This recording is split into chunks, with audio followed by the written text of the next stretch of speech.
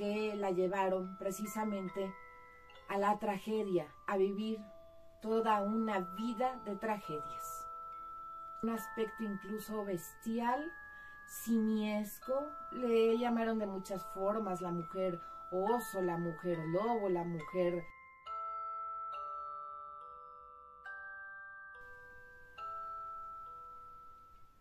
Julia Pastrana, una mujer víctima de la crueldad humana.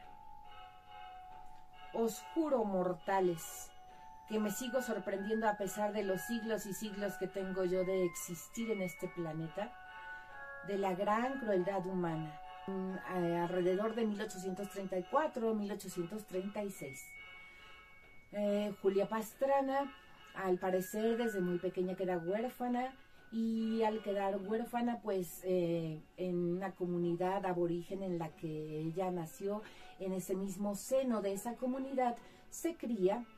Alguien pasa por ahí buscando a alguien que le ayude para el servicio de su casa, y se llevan a esta muchachita, entre otras muchachitas de la tribu quizás. La cosa es que llega a vivir a la casa del propio gobernador del estado de Sinaloa. En esta casa le enseñan a hablar el castellano, le enseñan a usar los cubiertos, le enseñan a comer adecuadamente, le enseñan a coser y a bordar y a hacer también las tareas de la casa. Había una cosa que sí tenía prohibidísimo Julia Pastrana, y era dejarse ver por las demás personas que no fueran muy cercanas de la familia. ¿Por qué? Porque Julia Pastrana nació con un inmenso problema que la llevaron precisamente a la tragedia, a vivir toda una vida de tragedias. Julia Pastrana nace con hipertricosis congénita, una enfermedad que consiste básicamente en que por todo el cuerpo, completamente todo, de cara hasta los pies, está cubierto de vello, de pelo. Pero no solo eso, Julia Pastrana nace con el problema de prognatismo mandibular. En otras palabras, que su mandíbula era demasiado extensa, extendida, e incluso tenía, se dice, 2 hileras de dientes. Julia Pastrana además tenía demasiado desarrollados los labios, de forma que su apariencia pues era verdaderamente impactante. La familia que se la llevó a trabajar con ellos, nada más y nada menos que los gobernadores de Mazatlán, Sinaloa, pues esto no les importaba mucho, siempre y cuando, como decíamos, no se dejara ver. Así que ella usaba su vestidito, su mandilito, y aprendió a coser, aprendió a bordar, aprendió a hacer muchas monerías, era muy curiosa. Y una cosa que también tenía, y que seguramente también era congénita, es que ella era sumamente inteligente. Julia Pastrana tenía una inteligencia muy por encima de la media, A posteriori sería, pero aprendió a tocar el piano, porque resulta que una vez ella lavando trastes, lavando ropa, pasaba por ahí la señora de la casa y escuchó a alguien cantar como si fuera un ruiseñor. Una voz maravillosa, preciosa, afinada.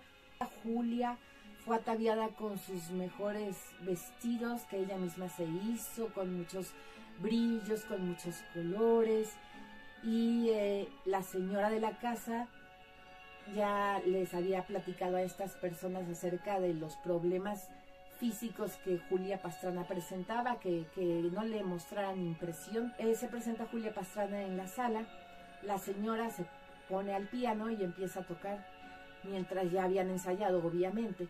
Julia empieza a cantar con aquella melodiosa voz.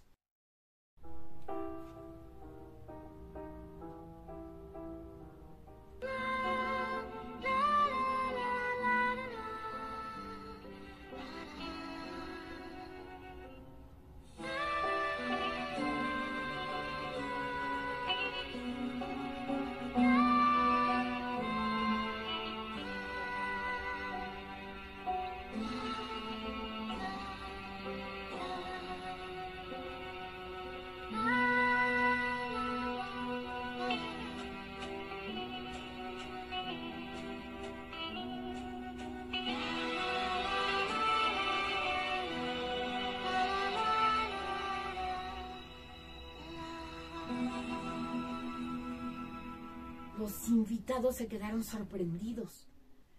Entonces estas personas que pues eran un poco hábiles para los negocios, le dijeron al señor de la casa y a la señora, oye, te la compramos, no, es que no, mira, te la cambio por esto y esto. Es total que la apostaron de alguna manera, hubo una especie de apuesta o algo así, y se llevaron a Julia Pastrana con ellos. Este señor que se la llevó, ya se sabía que él tenía negocios turbios, le encantaba hacer negocios, pero no negocios limpios, negocios turbios. Y veía la manera siempre de sacar pasta de acá, plata de allá, y buscársela, pero de una manera poco decorosa. A él lo que le importaba era tener dinero y punto. No tenía ningún reparo en hacerlo de la manera que fuese. Así que se llevó a Julia Pastrana, se la presentó a varias personas relacionadas con los medios en ese tiempo. En esos momentos estaba en boga esto de los espectáculos, de los frikis o friki shows, de los espectáculos de las rarezas, ya saben, ¿no? El hombre más gordo del mundo, el hombre más alto o más fuerte del mundo. Se sabe que muchos de estos friki shows pues sí tomaban a gente que tenía algunos males congénitos y otros pues se disfrazaban de alguna manera para hacer creer. El señor, aparte de que era obviamente una persona que no era honesta, era hasta ignorante, porque ni siquiera sabía lo mínimo para hablar un poco de inglés y comunicarse. Tuvo que hacerlo con un traductor y demás, ¿no? Pero bueno, buscaba a quién. ¿Y saben qué? Que Julia Pastrana sí hablaba inglés y lo entendía perfectamente, igual que el castellano, igual que su lengua natal. Aprendió también a hablar inglés. E incluso muchos dicen que hasta hablaba francés y que cantaba también óperas en italiano. La cuestión es que Julia no decía, yo sí hablo inglés, estoy entendiendo, no decía, pero se daba cuenta, porque era una mujer, como repetimos, sumamente inteligente, se daba cuenta de lo que estaba pasando, que a ella la querían vender para un show, para un freaky show, a ella la querían explotar de esa manera, y pues como que no estaba muy convencida. Resulta que llegó otra persona que dijo, bueno, yo sí tengo contactos con otras personas que manejan estos shows. Eran shows de estos espectáculos que sobre todo se sabe mucho en los Estados Unidos, en fin, y al resto de Europa también se pasó. Los freaky shows famosos en los que iban pues en caravana y se presentaban, ya lo saben, pues así. Entonces este señor, un tal Teodoro, dijo, yo te la puedo manejar, yo conozco a gente. Y en verdad él conocía a gente de estos medios. Entonces él se la llevó, tuvo la brillante idea de presentarla con el mismo P.T. Barnum. Sí, este señor, manager, pues creador de espectáculos de circo y de freaky shows y de todo eso, se la presentó. E incluso para el propio P.T. Barnum fue tan sorprendente lo que le presentaron al ver a Julia Pastrana que se conmocionó y dijo, oh, mira, sí presentamos, y eso que él también era muy dado al dinero y a ver cómo lo sacaba y tal, aún él se sorprendió y dijo, aquí sí no, aquí sí yo no entro. Esto ya es demasiado para mí, no puedo con esto, es demasiado para mí. Esta gente que promovía estos shows sí se interesó en este caso por Julia Pastrana. Ellos sí no tuvieron ningún reparo como lo tuvo P.T. Barnum, y de inmediato la empezaron a preparar para que no solo cantara, sino que también bailara. Y bailaba con una gracia, dicen que tan sutil, una gracia que tenía una fineza, una delicadeza, porque en la casa de aquel gobernador del estado de Sinaloa, la verdad es que aprendió también modales finos, demasiado refinados, que la gente incluso se olvidaba de su físico y quedaba extasiado al escucharla cantar, al verla bailar, al verla actuar. Se cree que son los únicos momentos en que Julia Pastrana era realmente feliz, cuando estaba en los escenarios, frente al público, presentándose, cuando estaba cantando, cuando estaba bailando. Ahí Julia Pastrana era realmente ella y sacaba todo su talento adelante. Ahí es cuando sentía que estaba viva. Fuera de eso, en su vida cotidiana, doméstica, la cosa no era igual. E incluso decían, en estos shows, freaky shows, cuando la presentaron por primera vez a Julia Pastrana, le contaban al público una historia por demás tonta, por demás burda, por demás ignorante. La presentaban como que ella era producto de la relación de su madre con un simio, o de la relación de su madre con un oso, o de la relación de su madre con un lobo. Entonces se lo creía, entonces la mujer simio, que la mujer oso, que la mujer lobo, así la presentaban.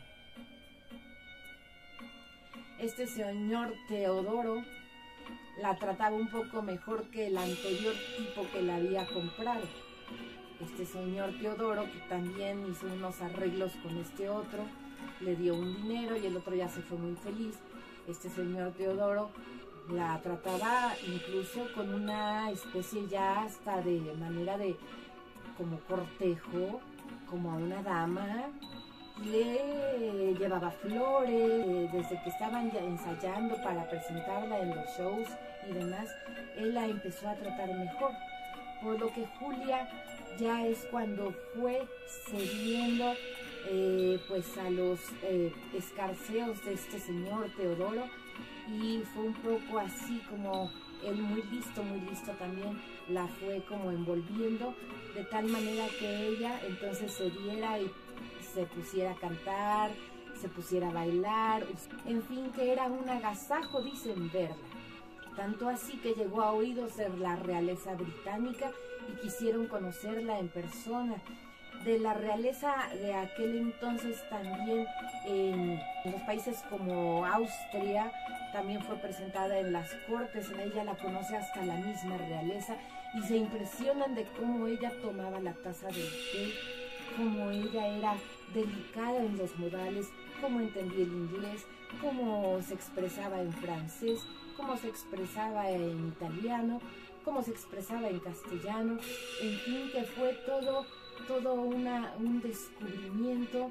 Esta mujer talentosa, le gustaba prepararse, se interesaba por la lectura, se interesaba por aprender, era curiosa, entonces tenía una charla amena, interesante, y ella era ingeniosa y hasta graciosa. Este señor Teodoro empezó a temer que ella, en momento dado, siendo tan lista, una mujer tan inteligente, y que se comunicaban con todos y que todos la querían ver, aplaudirla, pues ya le fue pensando un poquito más y dijo, a esta mujer, a esta minita de oro, yo no la dejo escapar tan fácilmente, ¿verdad? ¿Y qué hizo? Ya la empezó a cortejar, pero ahora sí ya no nada más para convencerla de que actuara, de que se presentara, sino que le empezó a cortejar de una manera ya más caballerosa aún. Ya se hincaba ante ella y empezó a hacerla creer, realmente a hacerle creer que él había caído rendido a sus pies, que él se había enamorado de ella, y le pidió que por favor se casara con él. La verdad es que Julia Pastrana no era tonta, sabía que pocos ofrecimientos iba a tener de matrimonio. Entonces ella también pues fue cediendo a los encantos de este tipo, accedió y se casó con él. Tan feliz que quiso darle un hijo a este señor, y así fue. Julia Pastrana lamentablemente se embarazó. Lamentablemente lo digo porque pues ella, o era muy posible que transmitiera esta enfermedad congénita. Julia Pastrana dio a luz. Cuando dio a luz, Teodoro, el famoso esposo vio al bebé y vio que justamente había heredado la enfermedad esta de la hipertricosis. Estaba de pies a cabeza igual lleno de vellos. Sin embargo, Teodoro fue y la besó, y Julia Pastrana dijo: no hay momento más feliz en mi vida que que estoy viviendo y disfrutando ahora con mi bebé en brazos, aunque sé que pronto voy a partir. Así ocurrió. Lloró un poco quizás no por la esposa, digamos, sino por lo que perdía. El bebé tampoco sobrevivió mucho tiempo.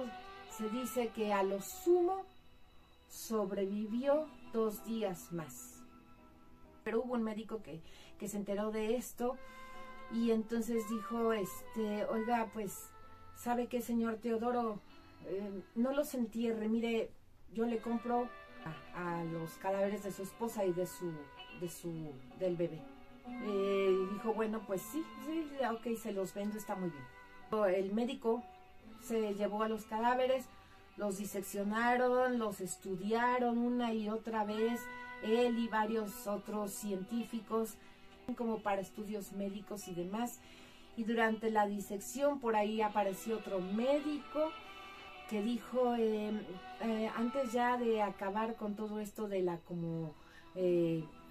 autopsia o necropsia, ¿por qué no estos cuerpos se embalsaman para que queden para estudios científicos? Dijeron, ay, nos parece una idea muy, muy buena, que vamos a embalsamarlos. Los embalsamaron, tanto al bebé como a la madre, a Julia Pastrana, los cuerpos. Este señor, mientras tanto, Teodoro, por su lado, por allí, allá en Europa, conoció a otra mujer con unas características similares a esta otra mujer, con hipertricosis y demás también, y la volvió a presentar esta vez como la señora Pastrana, la hermana de Julia Pastrana, la otra mujer simio que también fue producto de esto y aquello, un híbrido y todas esas teorías absurdas, y la gente bravo se lo creía. Y entonces salía la otra Pastrana, supuestamente, la segunda, bailando y cantando, no para nada con la misma gracia, ni con las mismas dotes que tenía la verdadera Julia Pastrana, por supuesto que no. Pero se entera Teodoro que habían embalsamado a los cuerpos y que los tenían por ahí custodiados en un laboratorio. Entonces él dijo, yo los quiero recuperar, tengo una idea. Pues va este señor, discute con el doctor le dice, usted me los vendió, yo le di un dinero, no, que los quiero de regreso. Hubo demanda contra demanda, además hubo abogados y todo, y finalmente compró ya estos cuerpos y retornaron a él ya embalsamados. Entonces todavía se atrevió a ponerlos en una cabina, una especie de cabina transparente, y todavía se atrevió a llevarlos y a presentarlos así como momificados de un lado a otro y cobrando obviamente las entradas. Pues sí, ahí vio también este señor otra oportunidad de hacer negocios, de aprovecharse de esta situación todavía post-mortem, con esta falta de respeto, que era macabro totalmente. Pasado cierto tiempo, ya la gente dejó de interesarse poco a poco en ver a estos cuerpos embalsamados. Este señor Teodoro dejó de recibir pues plata, entonces realmente no se le ocurrió nada mejor que hacerlo con ellos que dejarlos arrumbados en algún rincón, en alguna bodega. Pues creerán que todavía alguien más fue y se los robó de la bodega, se robaron a los 2 cadáveres, los volvieron a tratar de exhibir y demás, y todavía que después a estos ladrones se los robaron otros ladrones, los arrojaron a un basurero e intentaron quemarlos. Los restos estaban casi intactos, hasta eso el fuego no había hecho mucho. La Universidad de Oslo los recupera y dice, vamos a guardarlos. Se guardan en un laboratorio y ya no se vuelve a hablar, no se vuelve a decir nada de esta persona, de Julia Pastrana, de su historia. Llegado el año 2003, se recupera esta historia en México por la doctora Laura Anderson. Ella fue y mediante oficios, mediante papeleos y toda esta burocracia que se requiere, pero logró traer nuevamente a tierras mexicanas los cadáveres de Julia Pastrana y su hijito. No, hasta el 2015, después de años y años de estar insistiendo y demás, es que llegan estos restos mortales de Julia Pastrana y su hijo a México. Así se les entierran con todos los honores, contando sí su biografía, porque su biografía resulta tan interesante.